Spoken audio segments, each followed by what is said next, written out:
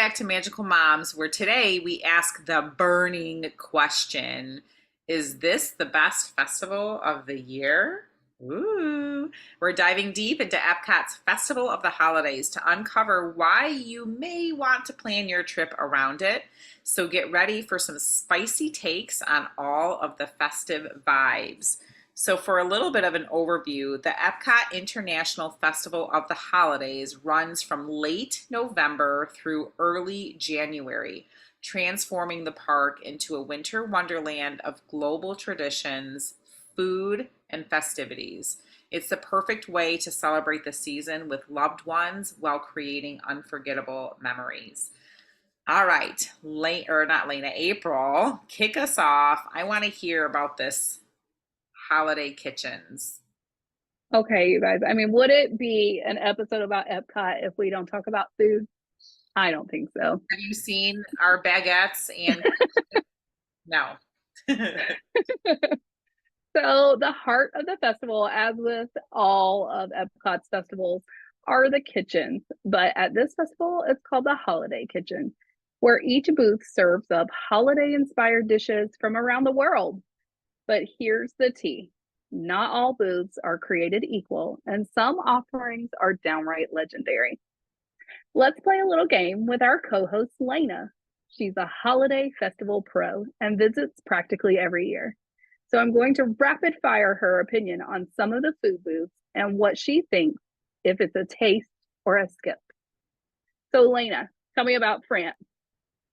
Okay, I love this game. Thanks. France. Okay, so they have this little dish with like bacon and mushrooms and onions with a delicious sauce, and it's decadent and savory, and I love it. And they also have the Bucha de Noel. I speak Spanish. I don't speak French, so I totally butchered that. But it's the Yule log, the chocolate Yule log. And what's Christmas without delicious holiday treats? So I say go to France always for this festival. It's a win. I love that. And so, Lena's expert tip is the line here is often very long, but it's well worth the wait. So, go early in the day. So, Lena, do you want to tell us about Mexico? All right. Mexico is one of those things that they have bold flavors with a festive twist. And honestly never disappoints. The only thing that I would say is maybe disappointing are the long lines again. But also the price is a little bit more than some of the other booths. So, you want to prioritize which one you want to go to, maybe Mexico or France, but either way, you can't go wrong. I'm sensing a theme with the long lines, but let's jump into Mhm. Japan. All right, so a couple of years in a row, I used to get the sushi tree, which actually looks like a little Christmas tree in the triangle, and it's so cute and it's fresh and it's flavorful. But one year I got it and it was like tiny and small, so just it's a hit or miss, I would say, Mhm. with this one, but totally worth checking out because it's usually, I don't know, $6, so you can't really. Okay. So Mhm. some sushi for $6. I mean, get a little sample. Why not? Yeah. What about Italy? Because Italy, I think, tends to have a lot of controversy around it. So what do you think about Italy? I I don't like Italy ever in any of the festivals. There, I said it. I said it. I don't like any of them. I think Because Sergio heard you. I just want you to know that. I'm gonna tell Sergio. Just go ahead and tell him so we can fix it. Italy's like overpriced and it's just I don't know what they're doing. Like even in Food and Wine they had pasta nachos. What is that? So like they try to do these weird things, but then they also charge $9 for a small plate of basic Italian food. So I no, it's a skip What for is me. a pasta nacho? Ew. No, also thank known as a you. bellyache and a bathroom trip. All right. And last but not least, Lena's going to share with us about America. All right, so if you really love the traditional American festival, like festival holiday foods, then you probably will like it. But my take is to go to the refreshment port and get the poutine, which is holiday, all this gorgeous stuff, the turkey, the stuffing, mashed potatoes, cranberry, with the cheese curds on top of fries. So it's delicious, and I think it's a fun, unique twist on it. So go there instead of America, unless you really want the classics. Yeah, I could pass on the turkey and the stuffing, but you guys, this was a lot of fun. Yes, we should do another one, but not with me in the hot seat because that was a little nerve-wracking. That's fine. I think Carla or Elena could, or me or Elena can. Oh my gosh, me or Carla can take it. I can't even say the sentence. All right. One other thing about the food at the festival, the holidays, is there's a cookie stroll. So this one of the sweetest parts, and you get to sample cookies from around the park. And then if you do all five, then you get another free cookie. So you're eating six cookies. I definitely recommend that you do this with a family or a group of friends and share all of these cookies because they are so sweet. And I think honestly, if you're more adventurous, just don't do this. Maybe pick one cookie that you really want to get and then go and do like the Yule log and all the things that are a little bit more fun and interesting versus just the basic Christmas cookies. Yeah, I don't because know. That's my opinion. even the prize cookie is usually what, like a basic sugar cookie or something. Yeah. So, Lena, I know that you talked about in our previous episode to kind of preview this, that this is one of your favorite things. So, do you want to tell us about the Candlelight Processional? All right. So this is one of my favorite things to experience during the holidays at Disney World. You're wrapped in the glow of the candlelight and you're listening to a powerful narrative of the Christmas story, which is done by celebrities. I will add that note there. And it's accompanied by a live orchestra and a choir. So it's really a beautiful thing. It's held at the American Gardens Theater. There are usually two performances per night. Um, and I just think that it's a thing that you really should prioritize if it's meaningful to you. And our top tip is to get the dining package recommendation. Always book a dining package for this because it does sell out. The lines are long. Even I visited in 2021 when it was like not that crazy. Um and I did a dining package. I actually did the dining package that you can get same day. So what happens is this a little hack for you. I went to Regal Eagle around 11 o'clock that morning and I got my lunch, which is the dining package, because it included a seat. So I was guaranteed a seat at the Candlelit Processional. And the only difference between this walk up reservation and reserving one is obviously you're doing a sit down dining or you're doing a walk up. And when you do the walk up, they give you the food right there. So come hungry at 11 a.m. Go get your lunch from Regal Eagle, or I think there's a couple other locations that they offer this at. Then you get your ticket for a seat, and you don't have to wait in long lines to see it. I love that tip. And you mentioned something about celebrity narrators. I think I've heard of like maybe Neil Patrick Harris, John Stamos. If you're not familiar with John Stamos, like he's a big Disney fan. And so he is always at the processional. And obviously not every night, but like there's always dates that he does this.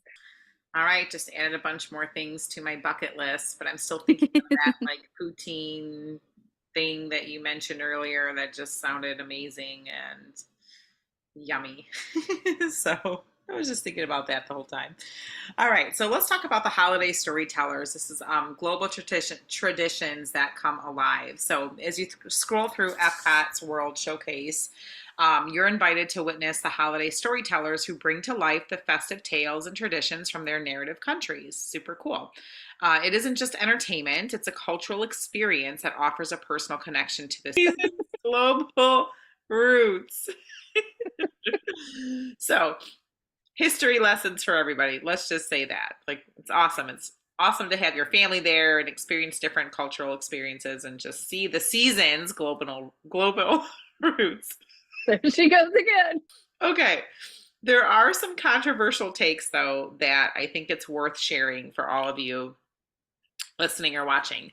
Some may argue that this is just fluff, which I have heard before, but hearing these stories adds a rich layer to your festival experience.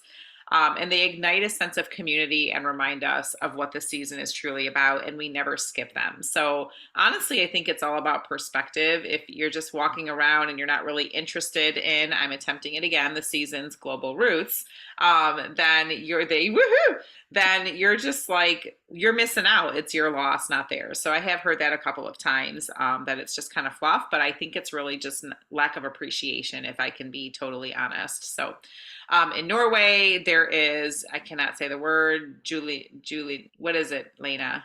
Julenissen, I the don't barn even know. Santa. It's Julian season. I don't. I'm. Oh, that's not how it's spelled. Please forgive us for Globalness, mispronouncing this. globalness We do not Budius, speak this language. Sorry. but this is in But he's Norway. the barn Santa. The He's barn really Santa is fun. what you need to know. I cannot pronounce it. Yes. But it will make both kids and adults giggle with his playful antics and recounting Norwegian holiday traditions. So super cute. In Italy, I'm Italian, 100% by the way, and I cannot pronounce this. La Befana. That sounds like a Yeah. profanity, but sounds like I just swore at everybody, but that's okay. Which is a kind witch. That's what they call me, the kindly witch. How funny.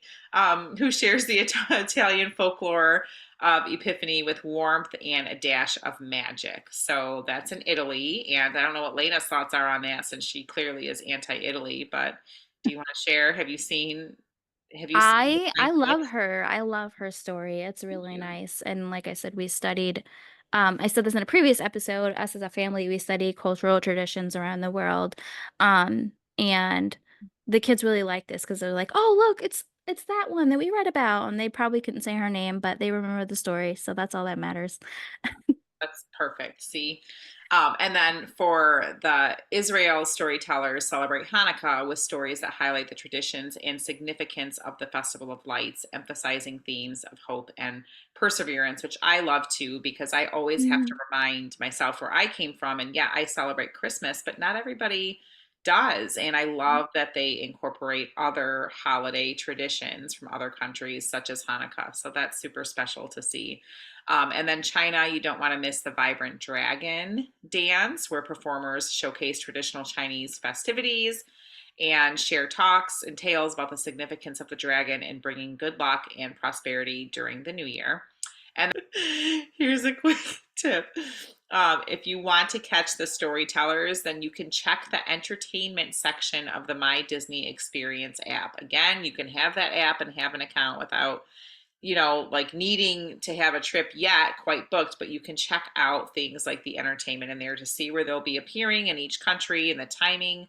While it can vary, these performances they're just not to be missed. It's just a part of the experience. So if you're trying to soak in as much of the cultural side of the festival as possible, then you'll definitely want to plan ahead to make sure that you see what it is that you're seeking out. Thank you for sharing all of that. I love learning about other cultures. My family, on the other hand, they're probably on the non-appreciative side and they just want to like ride the rides. And so they don't really appreciate Epcot for all of its beauty, but that's okay. We're working on them. But this next event that happens, every festival has a scavenger hunt, and Epcot is known for their scavenger hunts. And so the holiday one is Olaf's Holiday Scavenger Hunt.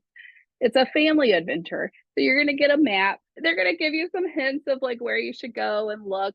And when you locate the Olaf, you're going to put like a little sticker on there. And when you complete it, you can get a prize. I'm not sure what this year's prize is, but I know that Lena just recently did the scavenger hunt for food and wine. And she got like a breakfast bowl of Remy from her and her daughter doing that. And these scavenger hunts typically cost anywhere from like $8 to $10. Sometimes they're $9.99, but they're not super expensive. And it's a really fun way for the family to go around and explore the World Showcase and create memories.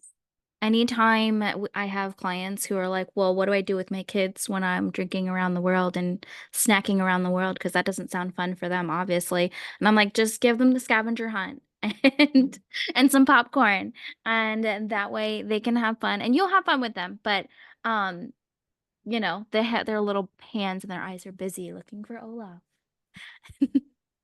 I love that. The popcorn and the scavenger hunts. Popcorn always fixes everything. All right, so we have a listener question. And honestly, we talked so much about all the things you can do during this festival. And the listener question wants to know, how do you balance experiencing the festival with a first time visit to Epcot? Imagine that you're coming in December. how are you going to balance that? And our answer always is going to be, what do you want to prioritize? This also depends on how long you're going to be there and the budget of your trip. So for families that have a full week, it's easy to mix in a little bit of the festival highlights while experiencing the park's attractions. And the biggest thing I would say is get Lightning Lane, maybe do the upper half of the park in the morning and knock out all of those attractions before the festival opens at 11 a.m.